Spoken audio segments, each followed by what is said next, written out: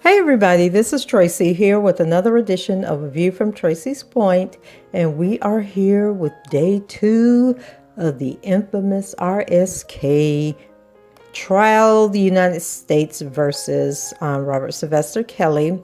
And I am going to be honest with you guys. Last night, I tried to be thorough, get these notes all in order so that I could bring them to you, and it took me forever to get them done. Then just a whole bunch of stuff was piled on, after I got them all together. And so I'm not going through that tonight. I'm just going to bring these notes to you as I have them, and we're just going to work our way through it.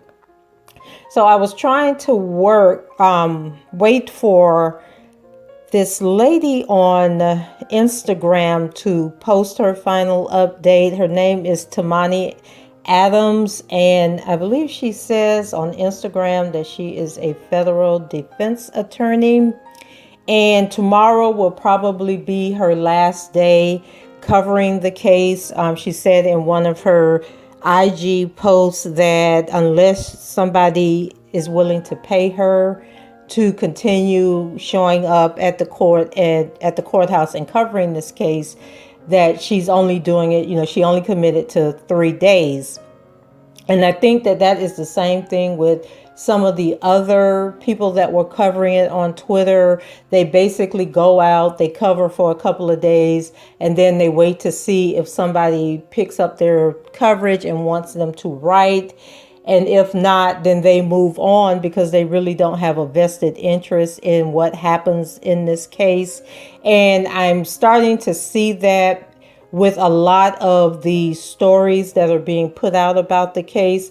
They are very redundant, basically saying the exact same thing over and over. And what the websites are doing is they're basically just going in, changing the time so that when people Google for the articles and for the information, the ones with the shortest amount of time. So for example, if the New York Times put an article out at 8 o'clock this morning about the case, they're basically just going in and resetting the release time. So then it'll say, instead of saying 8 hours ago, it'll say 5 hours ago. They'll change it again. Then it'll say 3 hours ago.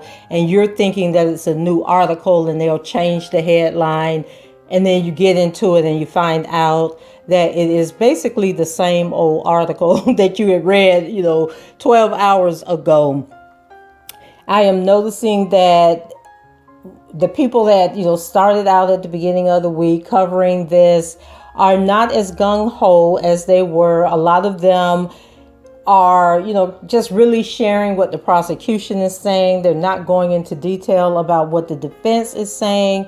I mean, Jerhonda was on the witness stand basically all day long, but there's only a few notes out there. And the reason I was waiting on the Tamani Adams lady is because she shared in one of her posts that when she gives her update, people are going to fall out, or they're not going to believe, what happened. And so I was hoping for that. But once she posted, I'll just do a short video like I did this morning, where I found more information about Jerhonda's testimony yesterday. And so that's really the story. Like, these people who are those reporters that are in the courtroom, they are trying to sell their stories, and basically nobody is trying to buy an article that is showing Mr. Kelly in a favorable light, that is going to highlight, how the defense is doing, or give positive feedback about the defense. So that's why you're seeing all these tweets and all these updates that are favoring the prosecution, because they are trying to sell these stories to blog sites and news media outlets. And what else did I want to say before I got into this coverage? Okay, then one other thing that I wanted to point out, and that is someone commented on my video that I did for day one, and they stated that Judge Donnelly had thrown out the t-shirt that Jerhonda said that she had held on to from 2009. And according to USA Today, that is not the case. They are stating that Judge Donnelly allowed the t-shirt to be entered as evidence. And I'm sure she allowed it to be entered because they held the t-shirt up in court. And so I don't know why she would allow them to hold it up and then turn around and say that it's not admissible. But anyway, USA Today is reporting that she stated that that t-shirt is admissible. And I'm thinking if it wasn't admissible, more news outlets would have picked up on that and shared that information. But so far, I have read articles from the New York Times, CBS News, Fox News, Variety, Billboard, Court TV, and no one is indicating that Judge Donnelly said that the t-shirt was not admissible. And I've checked back on that USA Today article several times throughout the day to see if they posted an update, and so far they have not, or a correction, and they have not done that. Okay, and then on Court TV's update today, they talked about Thomas Farinella being admonished by the judge.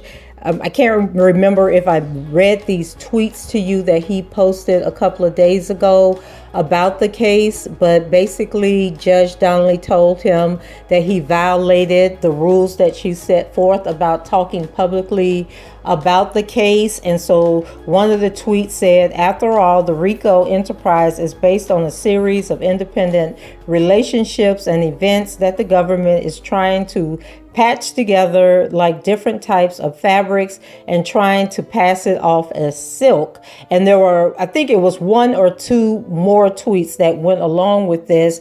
And so Judge Donnelly is calling foul and saying that he has broke the gag order that she had in place.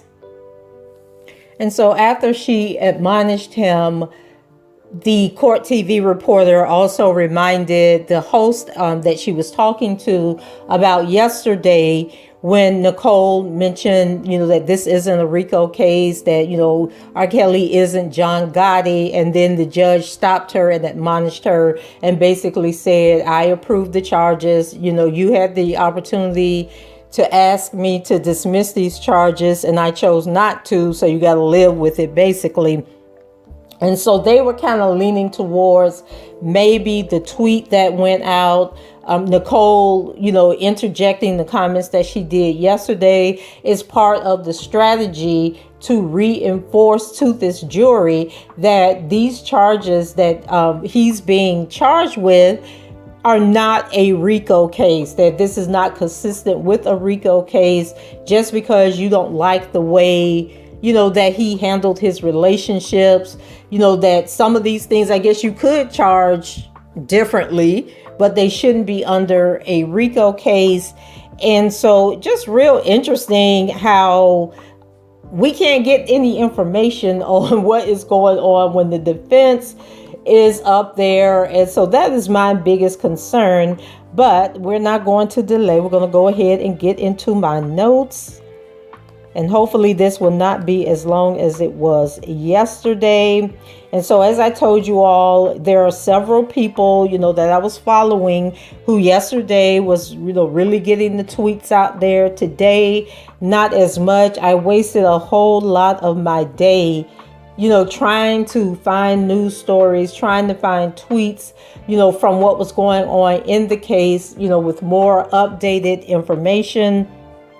And so I came across this article by USA Today where I tell you that they mentioned Judge Donnelly allowing that t-shirt to go into evidence.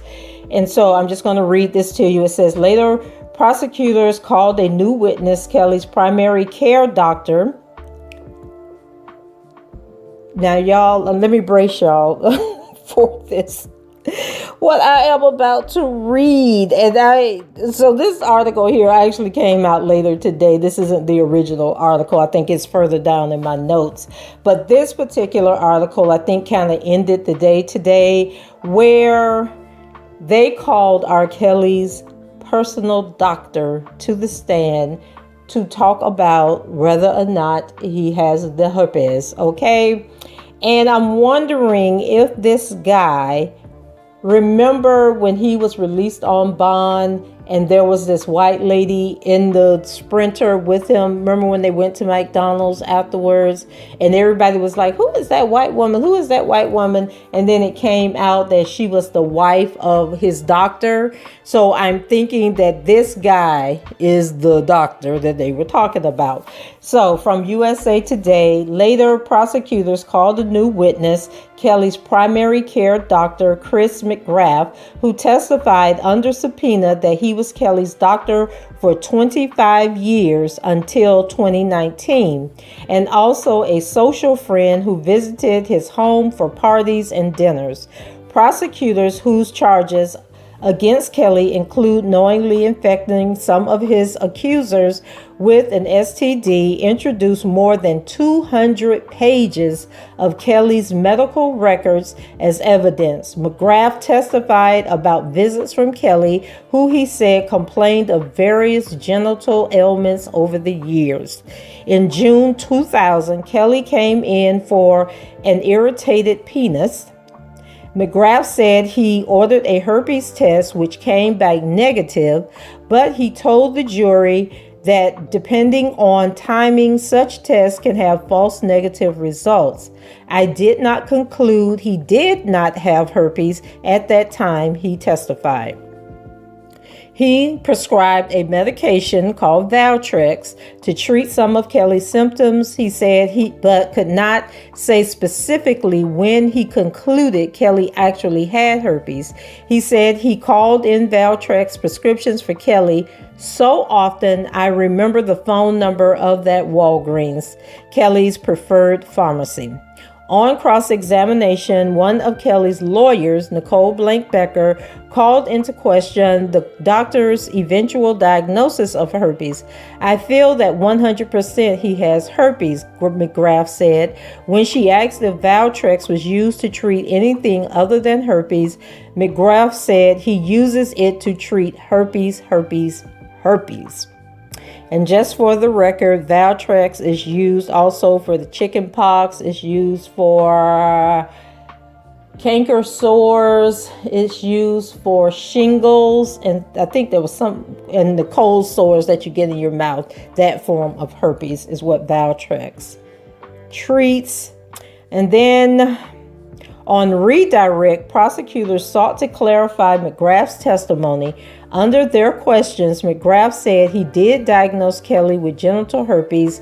There was no doubt about it. He informed Kelly and told him to tell his sexual partners.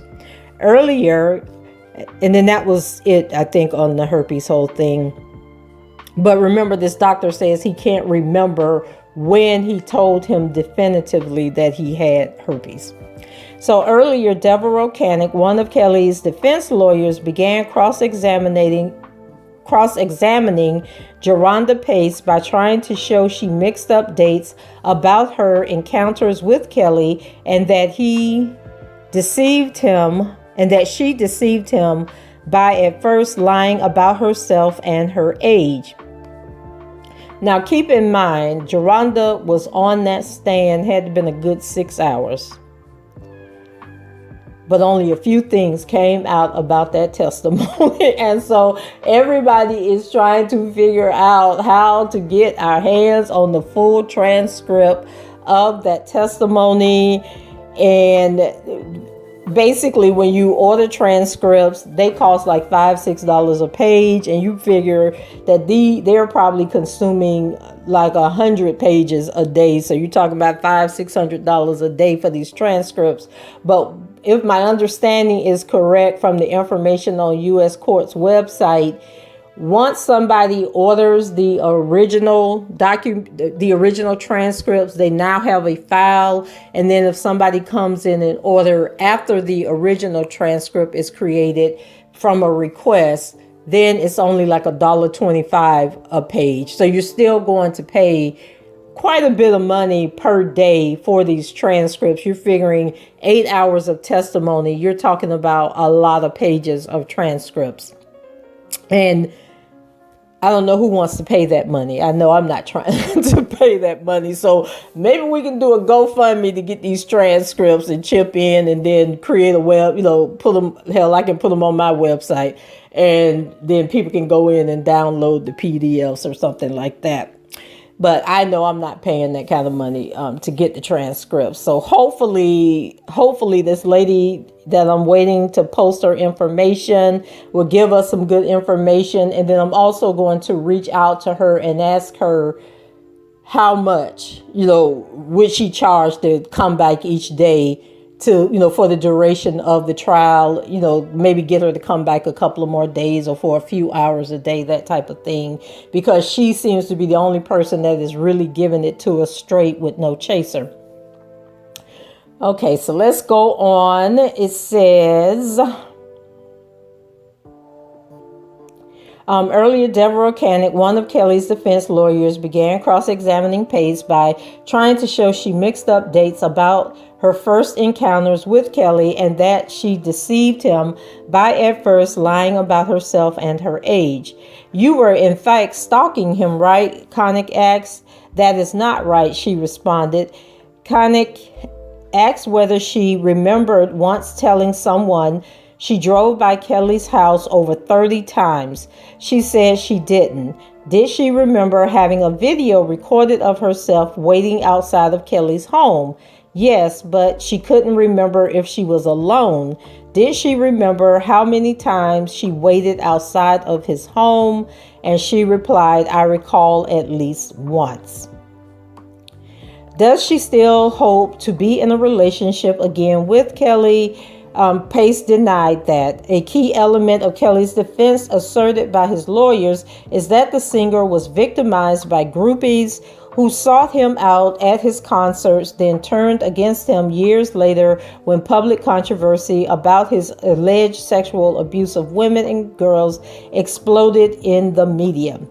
Would you categorize yourself as a groupie? Canick asked Pace. No, she replied. Pace was questioned about her description in earlier testimony of being slapped and choked by Kelly on her last day with him. Was there any swelling on her face? Canick asked. Pace said she couldn't recall. She and her mother didn't call police when she got home, she acknowledged. What about the t-shirt she was wearing, which she testified contained Kelly's DNA? Canick asked if the shirt was tested for Pace's DNA. Pace said it was not. So why y'all holding up this shirt that y'all haven't tasted, that you haven't tested? And then the prosecution is claiming that it did have his DNA on it. So did the prosecution test the shirt? 11 years later, did they test the shirt and the semen stain showed that it was his? Like, come on, y'all. This is about like Monica Lewinsky and that blue dress she was holding on from Bill Cosby, Lord Jesus help me. Bill Clinton, remember she held on to that dress where he ejaculated on her after she gave him some, some oral. So anyway, let's see, where was I? Okay, so she said that she didn't have the t-shirt tested for DNA.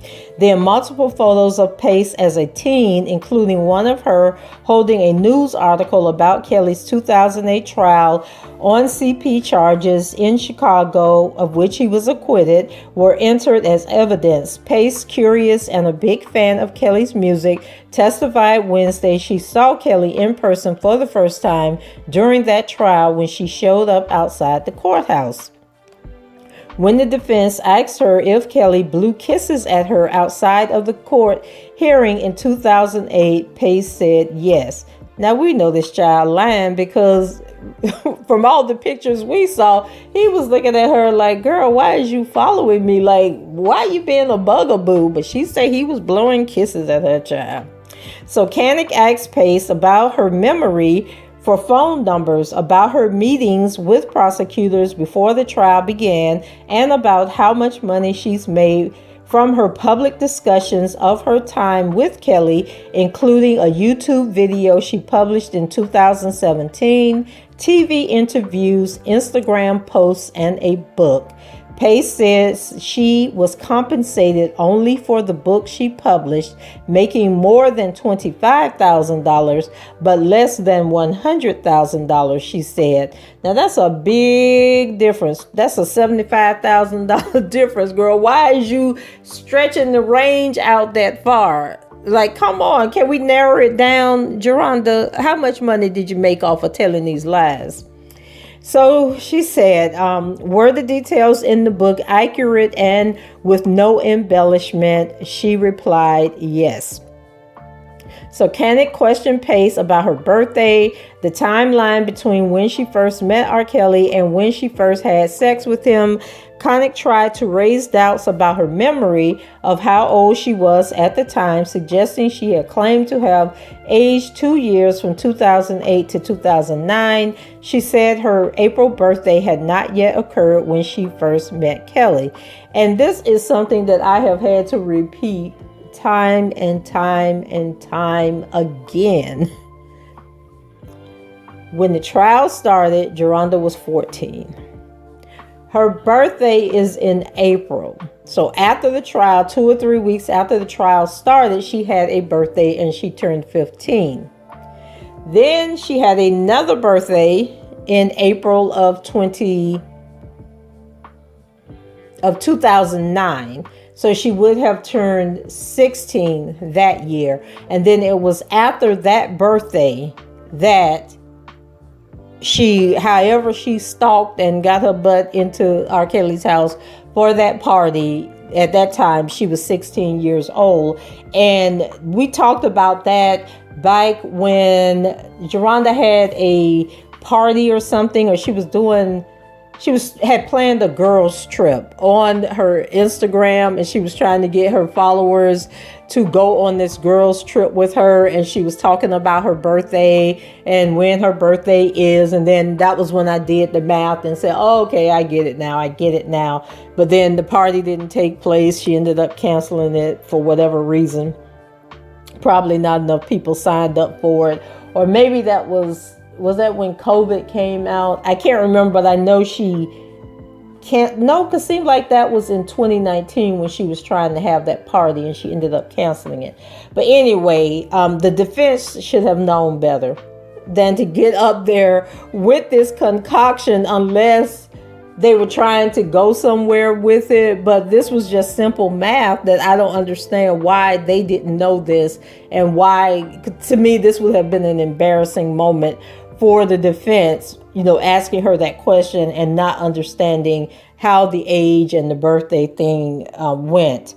Sort of like Ariel, who was 17 when she went to the concert, but then she turned 18 that December, which was, like 6 months later. And then people keep arguing about her age.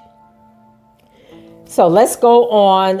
It says, but she said, I knew I had lied about my age to Kelly during their first sexual encounter at his suburban Chicago home, which she testified about on the stand on yesterday. Evidence of the phone number she used during her time with Kelly was introduced by the prosecution. before they finished direct examination of Pace, and she was asked about the call log, including multiple calls between the two in January 2010. A text from Kelly to Pace on February 3rd, 2010, shortly after 10 p.m. said, "Please call." The call log showed. For the second day of the trial, U.S. District Judge Ann Dunley asked everyone to wear a mask if they're not talking. Now, what I found interesting about them talking about those call logs, why was that the only thing that came up, or was that the only thing? So this goes back to all these hours she was on the stand and we're only getting bits and pieces. So was there other phone calls or text messages that came into play or were asked during the trial that she, did or did not answer correctly? I just wish that these reporters would just be more fair and more balanced, even if they're not going to, get a story.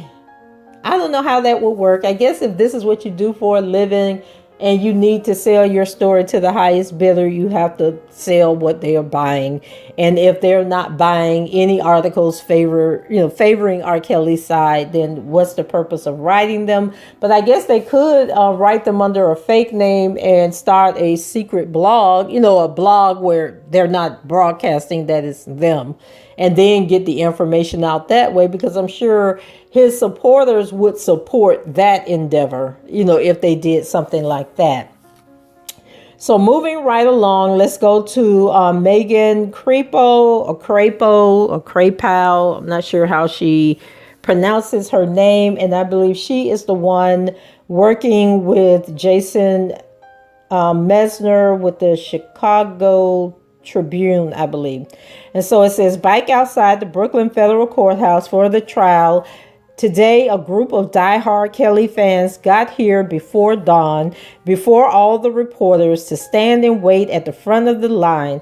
They're looking forward to Jerhonda Pace's continued testimony. We're going to find out she's a liar, one told me. Just wait till it comes out.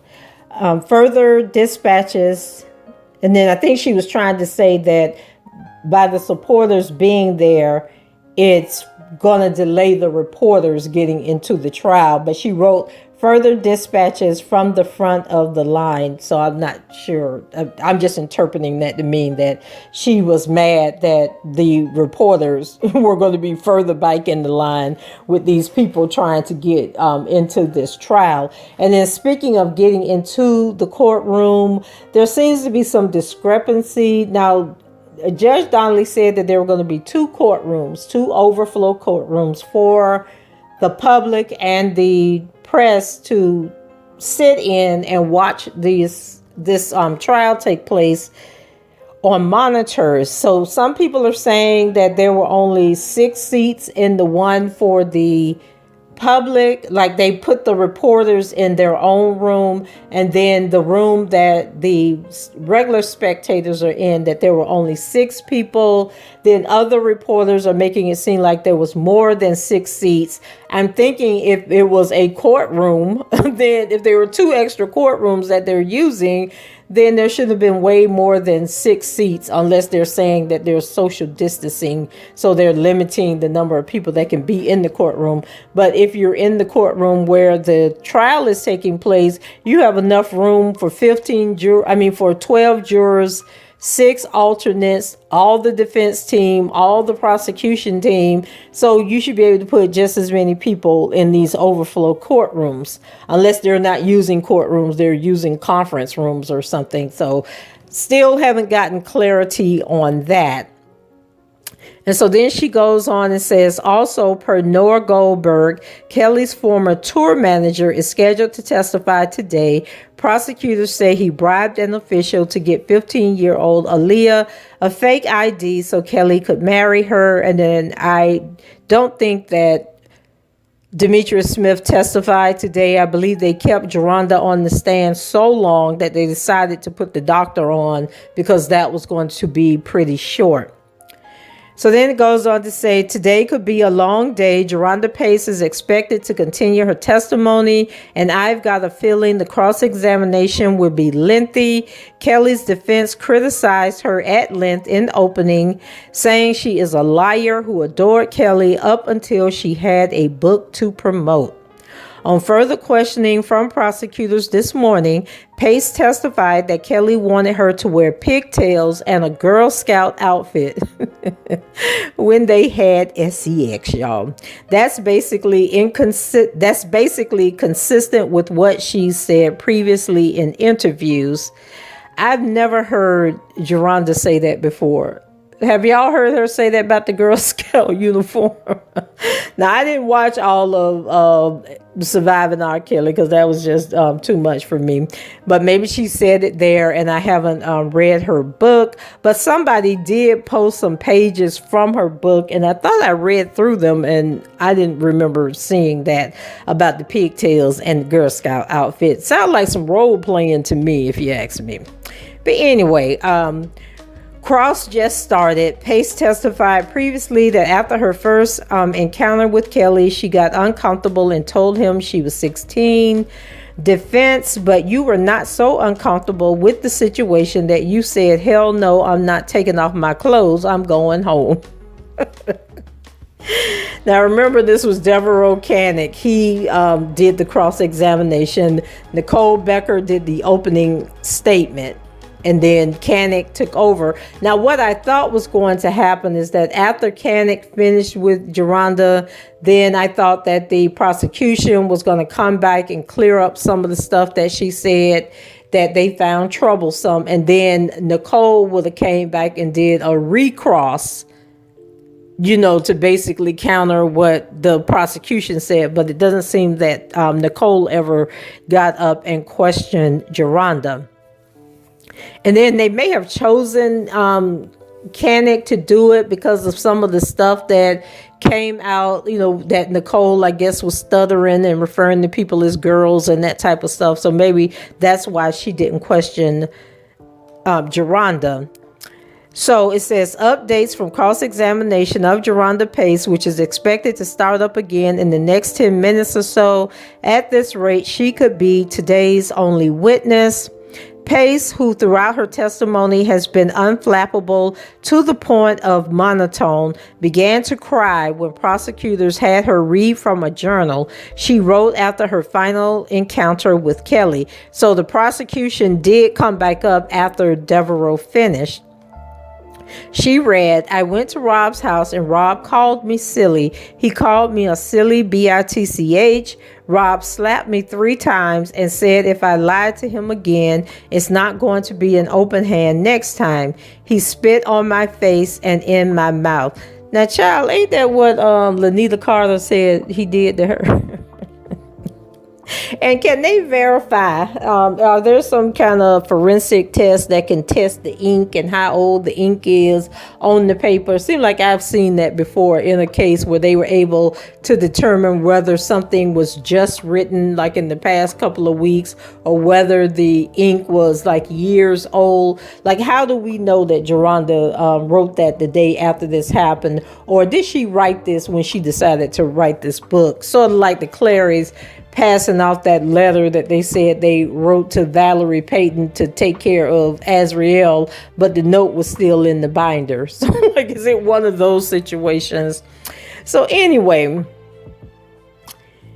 he goes on to say, he choked me during an argument. I had sex with him, oral sex with him. Then I got fed up and I went home and confessed. After that, still apparently crying, she asked for a bathroom break. Whew, child, just putting on a show for these people. Well, I didn't wake up, and then this is Megan going on her Twitter, says, well, I didn't wake up this morning expecting to hear about R. Kelly's history of STDs, infections, in excruciating detail, but here we are. On first diagnosing Kelly with herpes, and then she's talking about the doctor that I read to you guys earlier. On first diagnosing Kelly with herpes, he told Kelly to notify his partners and use condoms. Then I should not put it in raw. I should put a hood on it, Kelly asked, according to McGrath. Let me repeat that. Then I should not put it in raw. I should put a hood on it, Kelly asked, according to McGrath. Kelly had medical insurance, but he never paid McGrath for treatment. The two were personal friends, and over the decades, McGrath got free concert tickets, airfare to see Kelly's shows, and invitations to gatherings at Kelly's mansion, including a dog's funeral, he testified. But yet, here you are, a witness for the prosecution against the man after he done been kind to you. So then here is an article that I believe Megan wrote for the Tribune. It says, during a lengthy cross-examination Thursday, Kelly's attorney, Devereaux Canick, sought to portray Pace as a starry-eyed Kelly superfan, displaying photos of her taken during his 2008 criminal case. In one, she is walking next to Kelly outside the Layton Criminal Court building, beaming, leaning around him, trying to catch his eye. Canick also asked a series of extraordinarily detailed questions about what Pace said was her final encounter with Kelly in January 2010. Did she fall down when he slapped her? Canick asked. Which side of her face did he slap? Did it leave any marks or swelling? Did he slap her first or choke her? Where was she when he spat on her? Pace, who has spoken publicly about the alleged abuse numerous times, testified in the same distinctive voice familiar with her television appearance, high-pitched, slightly hoarse. She answered Canick's questions in unembellished, almost monotone sentences, even as he asked her if she was a groupie or stalker or a liar, or if she had a relationship with one of Kelly's associates. In an effort to poke holes in Pace's story, Canick noted that in a photo she took of herself at Kelly's mansion, she was in heels and tight-fitting clothes, not baggy clothes as Pace has alleged Kelly required. She did not take photos of herself after Kelly allegedly slapped and choked her, she said, and she went to civil lawyers with her allegations first instead of the police. Okay, so Pace has previously testified that she contacted attorneys because she wanted to press charges, but they advised her against doing so. Pace testified she was usually confined to one of two rooms when she was at Kelly's Olympia Fields mansion and could not use the bathroom without his permission. Canick asked her how long she usually had to wait. Generally, it was fast if I was on his good side, Pace said. The longest period was 3 days. Now, y'all tell me, if you didn't use the bathroom in 3 days, what would happen to you? Because, I'm about to tell you, I have a friend who was dating this guy. And he was having some medical issues, and he was afraid to go to the doctor for his medical issues. And he ended up dying. And the reason he ended up dying was because he was unable to urinate and he was unable to have a bowel movement. And so all that urine and all that feces was backed up in his system, and it became so toxic that it destroyed his insides. And when I tell you all that this man died laying on a table with his insides, like he was cut down the middle and his stomach was held open. That's how bad it was for them to just get it. It had to be the most horrific and horrible way for somebody to die. And that is how his family had to go in and say their farewells to him, like he was still alive as his body was decaying and deteriorating. Okay, so for Jerhonda to sit there and say that she did not use the bathroom for 3 freaking days, we know that is a lie, okay? But then Canick came back and said to her He had some pictures of the layout of the house. And so she had done said yesterday what rooms, that she had only been in 2 rooms in R. Kelly's mansion. And that was the music room and one other room. And so Kenneth came back and, he asked her, like, well, what room were you in the majority of the time you was not going to the bathroom for 3 days? And I believe she said it was the music room. And it turned out that there was a bathroom in that room. So even if she was locked in the room, the bathroom was right there. She could have went to the bathroom. So it says, but one of the bedrooms where she was staying had a bathroom attached. Kenneth pointed out, you're in the mirror room. Oh, I said the music room. It was called the mirror room. There's a bathroom right there, he said. Yes, Pace said. And Kenneth changed the subject. So rather Jerhonda telling the truth or telling lies, she is going to hold true to the story, okay? So then, Kenneth also had Pace read from a settlement agreement she reached with Kelly, in which the singer denied all wrongdoing and maintained that she showed him an ID proving she was 19, a way to get Kelly's side of the story in front of jurors without having to put him on the witness stand. So let me read that again. Kenneth also had Pace read from a settlement agreement she reached with Kelly, in which the singer denied all wrongdoing and maintained that she showed him an ID proving she was 19. A way to get Kelly's side of the story in front of jurors without having to put him on the witness stand. And so they're basically saying that Kenneth brought that up, had her read that statement from the settlement, so that R. Kelly doesn't have to get up there on the witness stand and say what she told him. Like it was right there in writing in the court documents. Or in the legal documents, because they ain't been to nobody courthouse. Okay, so cross-examination is expected to continue after the lunch break on Thursday, which was today. In earlier testimony, Pace, now 28, told jurors Kelly had sex with her repeatedly over the course of 6 months in 2009 and 2010 during their time together. His abuse and control, blah, blah, blah. And then I believe I pointed out in my video this morning that she's claiming, I thought at one point Jerhonda said this party that her and the Kiana girl went to was in August or September. But in her testimony, she's saying that it was May 2009.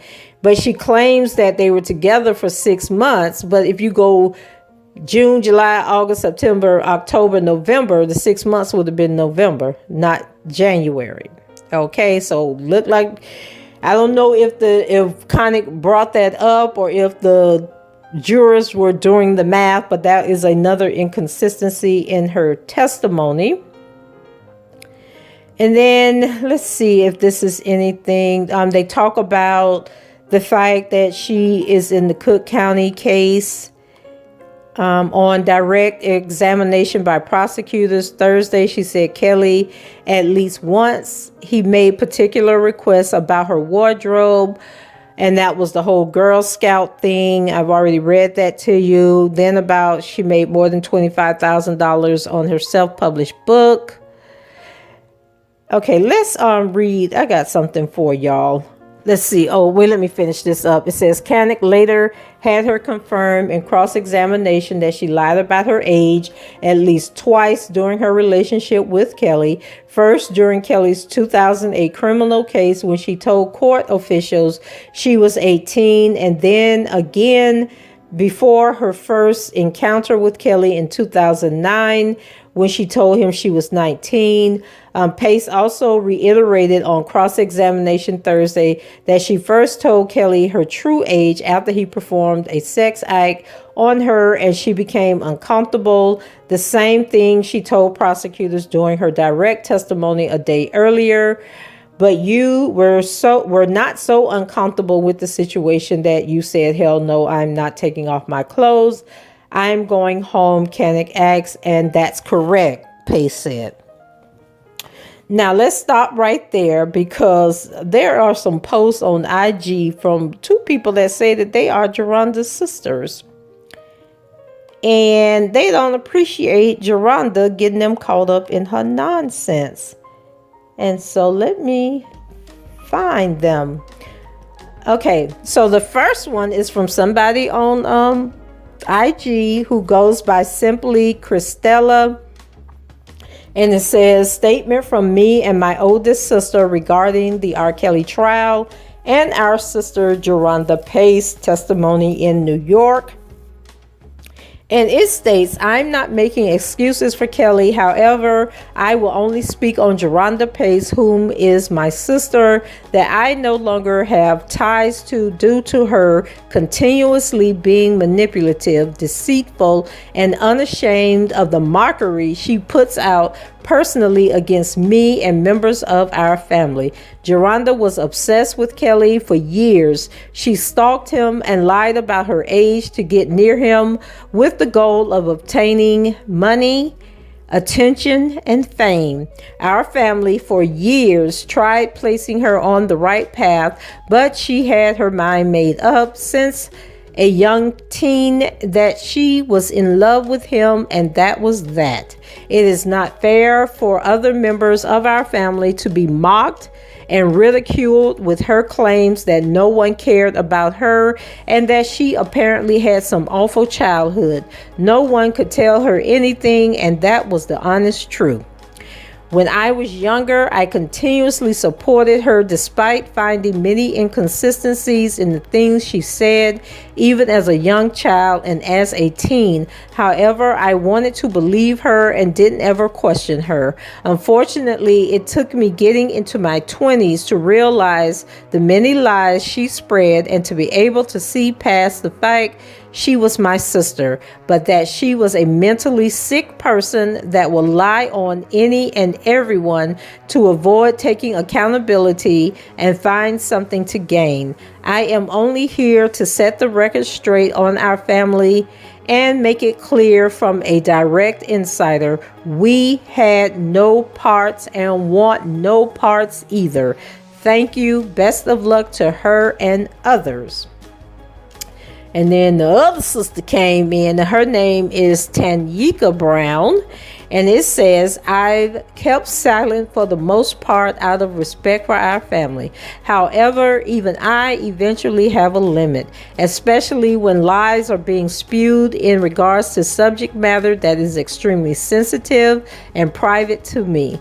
Jerhonda Pace is one of my younger sisters, and although it brings me no enjoyment to have to come out against her, right is right and wrong is wrong. Her testifying in the courts against R. Kelly is her right, but lying about certain things and especially bringing up my deceased daughter, whom is currently still being mourned, was extremely distasteful and unacceptable. My child deserves to be able to rest in peace. I do not appreciate having to relive trauma due to her trying to garnish sympathy from the press because she chose to live a lie and not take accountability for her actions. Side note, to make it clear, I am not in agreement to things Kelly has allegedly done, but I will defend myself and family.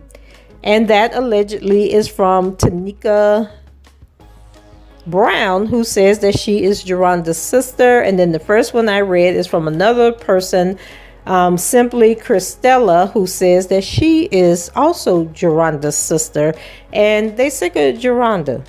They're sick of her and dragging their family through the mud and all of that good stuff. So let's go back and pick up with what else these folks had to say. Basically just reiterating what she said, about him taking her virginity. I think that was from yesterday because they're talking about Nicole reserves some of her harshest criticism for Pace, saying she is self-admitted liar and former Kelly groupie who only started making accusations when she thought it would be profitable. Prosecutors allege Kelly's abuse of Pace was part of an operation that spanned decades, leveraging Kelly's fame. Look, am I reading the right document? Wait a second. Yep. Okay. So this is stuff that I read to you all yesterday. So I'm not going to reread that. You can go back and see the video. So let's go down. It says this time they said they had to make it in to watch, especially to see. Okay, so they're talking about some of the fans that were outside. So it says a small group of middle-aged women, Kelly's diehard supporters, was first in line outside the courthouse Thursday. They began to arrive just after dawn, vowing to get some of the limited spots in the overflow room set aside for the public. The day before, they complained most of those seats had been taken up by the family of another woman who has claimed Kelly's abuse. And we know that that is not true because those were the Savages, and Jocelyn is not claiming that he abused her. So this time they said they had to make it in to watch, especially to see the rest of Pace's testimony. We're going to find out she's a liar, said Terry Speaks, who flew in from St. Louis to watch the proceedings. Just wait till it come out. They shamed this man. Speaks has loved Kelly's music for years, she said. Step in the Name of Love is a staple at every family birthday party, but it was Kelly's infamous interview with Gayle King that really made her sympathize with the singer. I was like, oh, he's saying this truth. He's saying his truth, she said.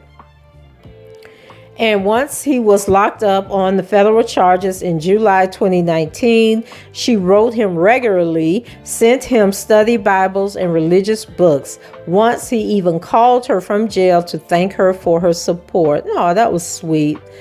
He touched my soul some type of way. He really did. And her name is Terry Speaks. I ain't going to say he innocent or everything, that he never slapped a girl who don't, she said. Like he said, he isn't perfect, but he didn't do nothing to deserve to be in no jail. Speaks and her fellow fans on Thursday echoed many of the themes of the defense's opening statement. The witnesses against him are lying, motivated by money or spite, and that if you listen carefully, the truth will come out. Kelly faces a racketeering charge, blah, blah, blah. If convicted, could spend decades in prison.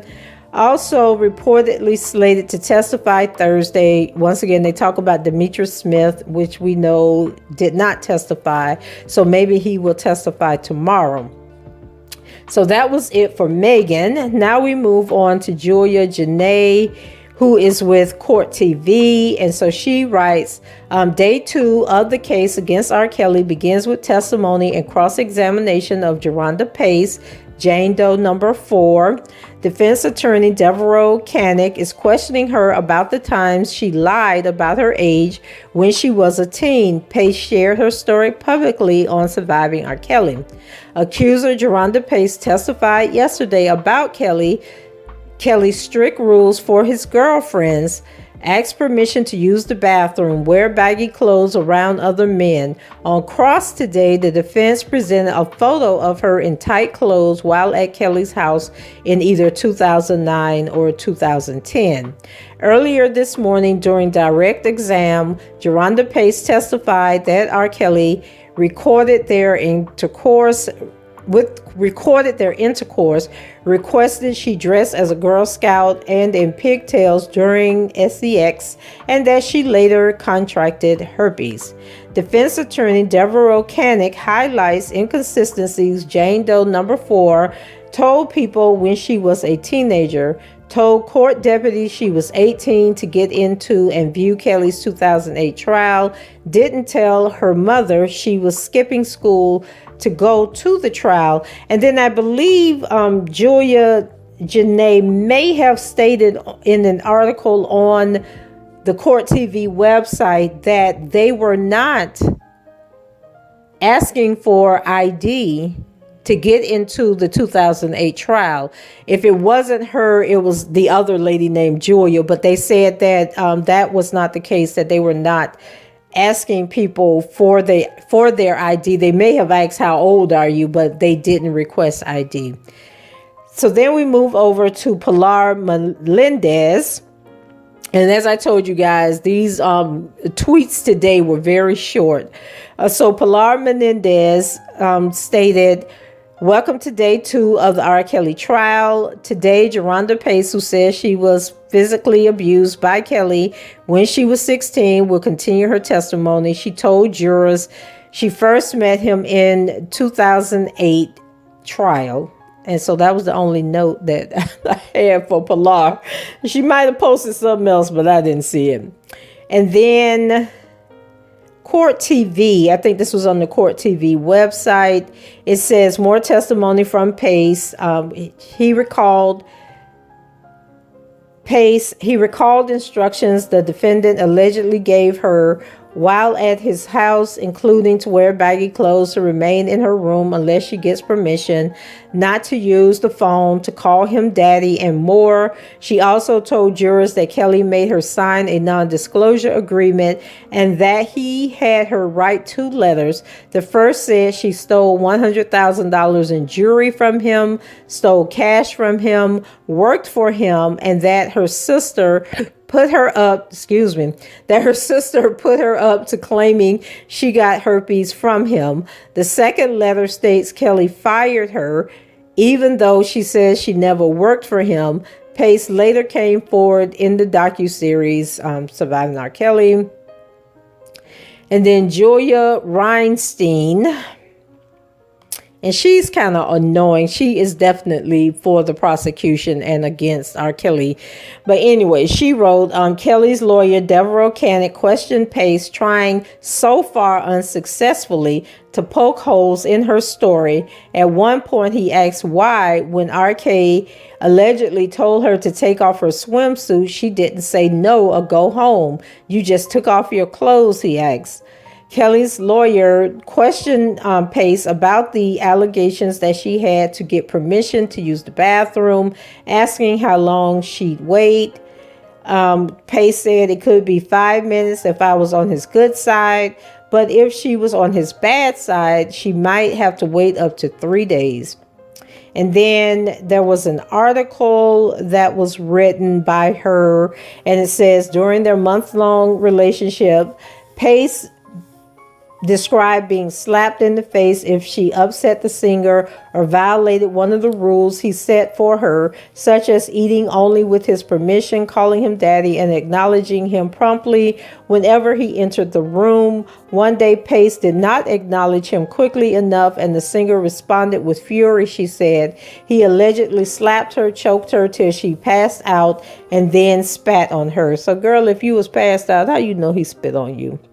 Anyway, so this was the last straw for Pace, and she never went back to Kelly's home. She said soon after she retained legal representation, she had wanted to press charges, she said, but her lawyers dissuaded her, and she wound up settling for $1 million in exchange for her silence, a settlement she did not ultimately profit from, she said. She initially returned much of the money to Kelly, wanting to win back his trust, and later lost the remaining money when it was discovered she had told friends about the settlement and it was deemed a breach of contract. Very interesting. Never heard that before. But once again, I didn't watch all of Surviving R. Kelly, and I did not read her book. So Kelly's defense attorneys have said the women expected to testify against the singer should not be trusted and have an agenda because he ended their relationships. And then someone named Jane Rosenberg with Reuters wrote, Jerhonda Pace, who is pregnant, takes the oath on Wednesday Jane Rosenberg is the sketch artist for today. Yesterday, it was Elizabeth Williams. Today, Jane Rosenberg with Reuters is the one that did the sketches, and you can see the differences. And I know you guys know that I'm not on camera, so you don't, you know that I'm showing usually images of R. Kelly on the video, but you need to go back and actually watch the video, because yesterday I put some of the images up from court and the sketch artists and that type of stuff, and I am going to drop some of those in this video tonight. So it says, in cross-examination on Thursday, defense attorney Devereaux Canick sought to paint Pace as untrustworthy because she initially lied to Kelly about her age. He also suggested she was a groupie who had been stalking Kelly after their relationship ended, which Pace denied. Canick also suggested that Pace, who delivered her testimony in a steady voice that betrayed little emotion, was too rehearsed and coached by the prosecutors. Canick questioned Pace as to why she didn't say no or leave immediately when Kelly allegedly told her to take off her swimsuit before they had sex. So you just took off your clothes, he asked. Yes, she replied. On Thursday, Pace maintained that she could not use the toilet unless Kelly allowed her to, even though the room she was typically in had an attached bathroom. When asked by Canick how long it would take to get his permission to use the toilet, Pace said it could be just 5 minutes if I was on his good side, but if she was on his bad side, she might have to wait up to 3 days. In much of his cross-examination, Canick attempted to poke holes in the woman's testimony, focusing on minor details, but Pace was unruffled and her story remained consistent throughout. Like others in the court, Kelly was wearing a mask on Thursday at the request of the judge. On the advice of the court epidemiologist, prior to this day, the majority of people present in the courtroom, which numbered about 24, were unmasked. The trial continues. And then I have Julia Janae here again. Is this the same information that I think this is different information. It says day 2 of the case. This is what she put on Twitter. The other information I shared with you guys was from on Court TV, because she wrote an article on Court TV. So she says day 2 of the case against Kelly begins with testimony of cross-examination, Jerhonda Pace, Jane Doe number 4. That was pretty much what she put in the article. Seemed like it was something. I think this is the actual article, and what I read earlier was what she put on Twitter. But I'm going to scan through this because there was one thing that she said. It says defense attorney Devereaux Canick highlights inconsistencies. Jane Doe number 4 told people when she was a teenager, told court deputies she was 18 to get into and view R. Kelly's 2008 trial. Didn't tell her mother she was skipping school to go to the trial. She didn't present a fake ID according to her testimony today. She used her high school ID to get into the 2008 trial, which didn't have a birth date on it. So she showed her school ID, but it didn't say how old she was. So on cross, Canick tries to impeach Pace by asking how she could be 14 when she met Kelly on April 1st, 2008 at the CP trial, then be 16 in May 2009 when the activity began. Canick, you advanced 2 years in only 1 year and 1 month. Pace calmly replies, my birthday is April 19th. I thought her birthday was April 20 something, but okay, April 19th. And then she has some bullet points. It basically says direct examination, testified that Kelly recorded their relations, says Kelly requested she dress as a Girl Scout in pigtails during their time together at times. Arranged, meaning that he did it more than one time, asked her to do that. Arranged visits with Kelly through phone, including on the phone shown. So I guess they're talking about the phone records. Went through call records showing calls and messages between witness and defendant.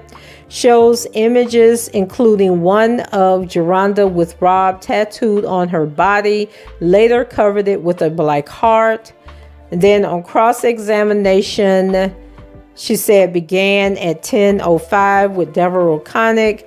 The conversations with Kelly were short, recalls Kelly's number, but not her mother's or her own at the time. So she can remember R. Kelly's phone number, but she can remember her own phone number or her mother's phone number.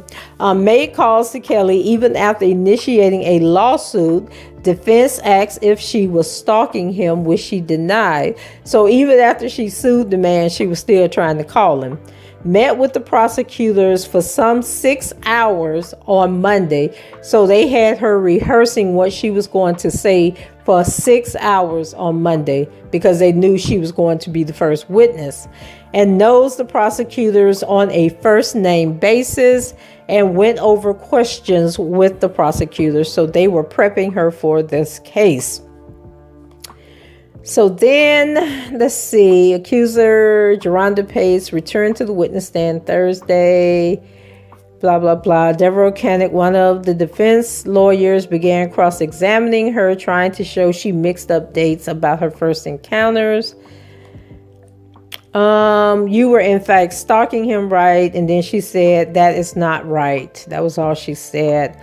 A key element of Kelly's defense asserted by his lawyers is that the singer was victimized by groupies who sought him out at his concerts, then turned against him years later when public controversy about his alleged abuse of women and girls exploded in the media. Connick asked Pace about her memory of phone numbers, about meeting with prosecutors before trial began, and about how much money she's made from her public discussions about her time with Kelly.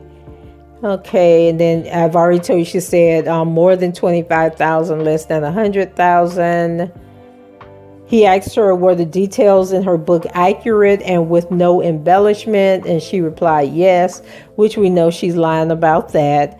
And then let me say this about the book. So there are several of us that remember somewhere Jerhonda said that party that they went to was like in August or September. Okay. But let me tell you this about writing. You know, with print on demand writing, like Jerhonda wasn't signed with a publishing company like Harper's or HarperCollins or Penguin or anything, Viking, any of the big six publishers. She pretty much self-published this book herself. And I think she wrote another book since all this began. So when you use print on demand, you control the files, and you can go in and change those files at any time that you want to.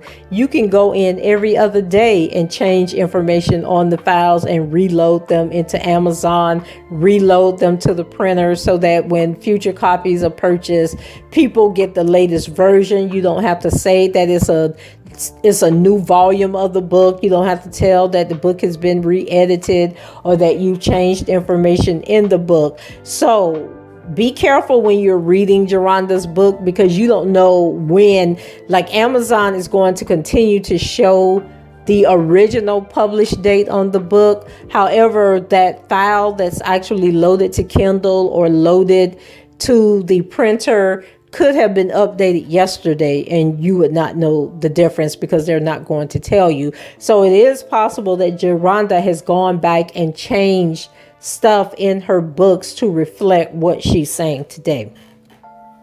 So let's move on here, because they're repeating, and I'm thinking maybe the same person may have written some of these because they're repeating verbatim some of this stuff. They talk about on February 3rd, 2010, shortly after 10 p.m., that the text message says, please call. For the second day of the trial, District Judge Ann Dunley asked everyone to wear a mask. What happened on day one? We already talked about that yesterday. Let's see. I promise you guys I am getting to the end. Jerhonda continued to say that he told her to tell everyone that she was 19, but to act like she was 21. She testified that he sometimes recorded. In the courtroom, artist sketch made From a video screen monitor, Kelly listens during the opening day of his federal trial on August 18th. Then talks about what he's accused of. And then here, this is the USA Today saying Donnelly ruled the t-shirt admissible as evidence. So I don't know why people are going around saying that the shirt was thrown out, that it didn't test positive for the DNA.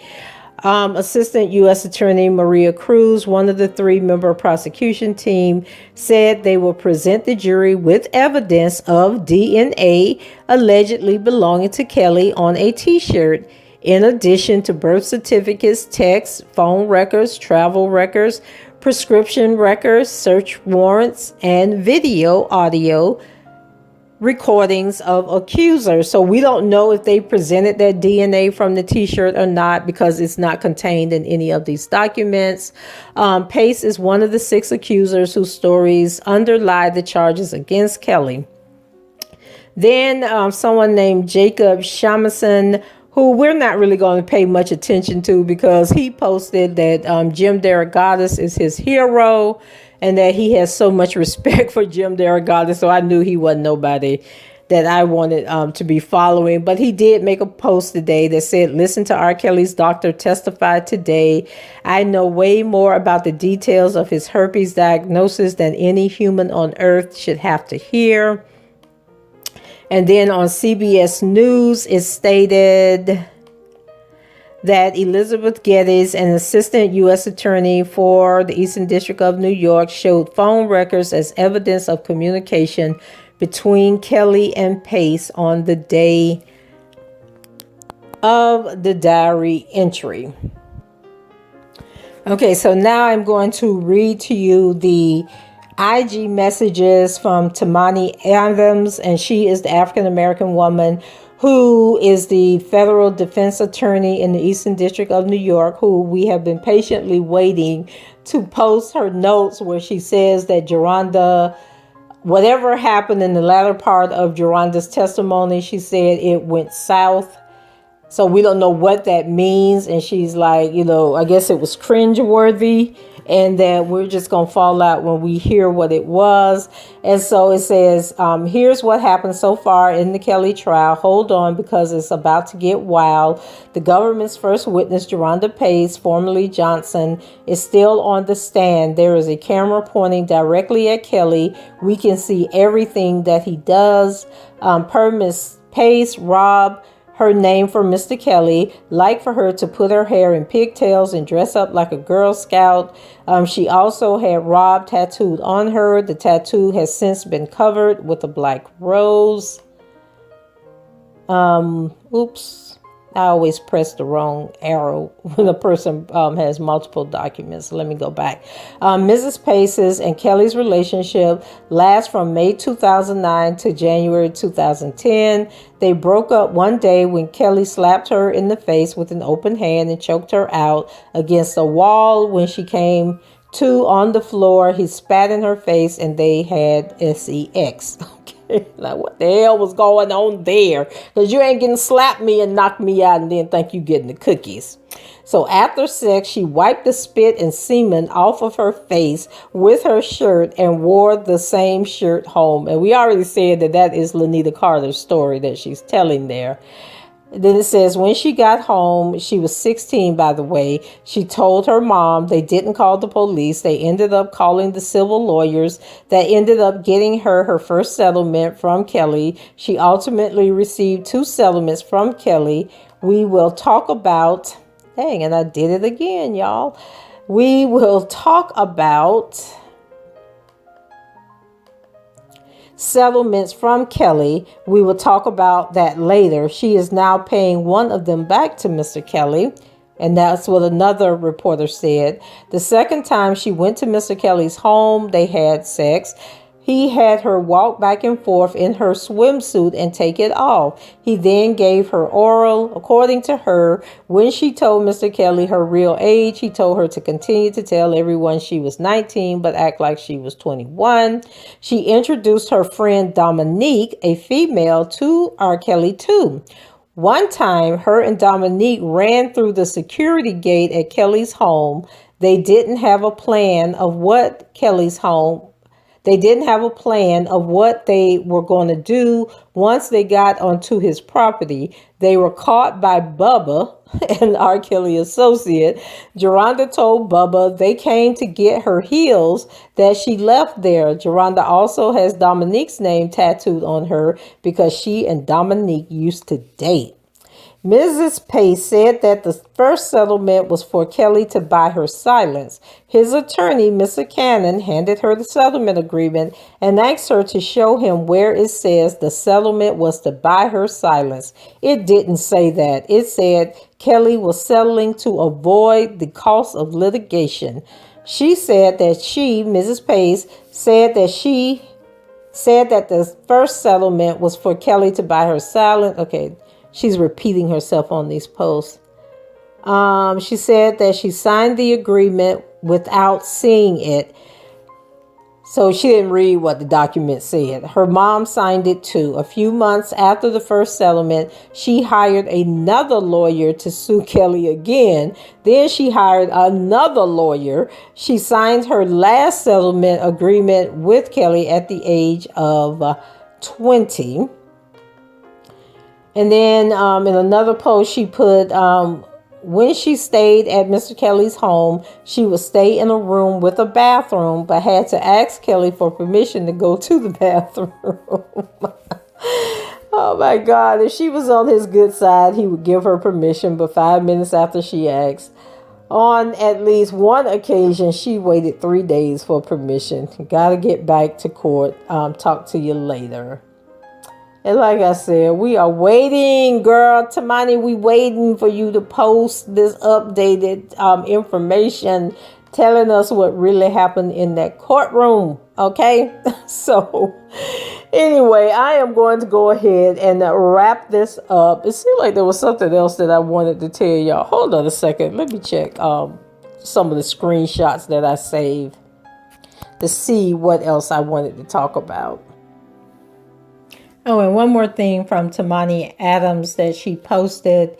She said that R. Kelly looks like R. Kelly. He is impeccably dressed in a blue suit with a blue tie. His fade and beard are fresh and crisp. He looks like he went to Jalen Rose's barber. He is also wearing glasses with a black frame. The trial is better than an episode of Power. And so I am sure that there is something else. I just feel like there was something else that I wanted to tell you all. But for the life of me, I cannot remember what it is. But since I need to come back with the information about, I'm sorry. Since I have to come back with the information that she is supposedly going to post for us later, whatever it was that I can't remember, I will probably remember as soon as I press end on this video, and I will add it to that video. So guys, that's it for me. Leave your comments below, rate the video, subscribe to the channel if you haven't done so already. And if you are a R. Kelly supporter or a Robert Sylvester Kelly supporter, please say a prayer for him tonight. He is going to need it, because if these first 2 days are any indication of what's to come, this is going to be a long, exhausting month ahead of us. All right, so if all minds are clear, I shall talk to you guys later. Bye-bye.